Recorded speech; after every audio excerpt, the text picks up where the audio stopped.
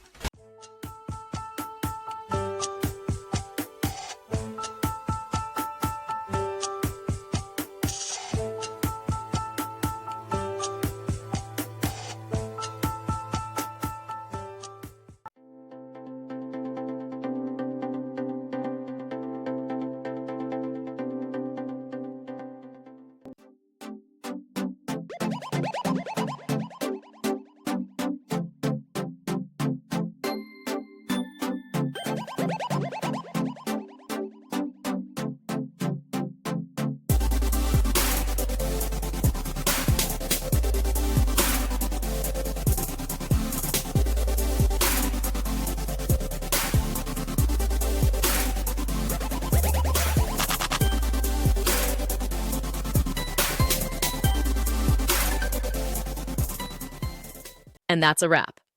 I hope you found the answer you were looking for. If you did, take a second to hit that subscribe button. It really helps out. And let me know in the comments which solution worked best for you. See you next time in the debug zone.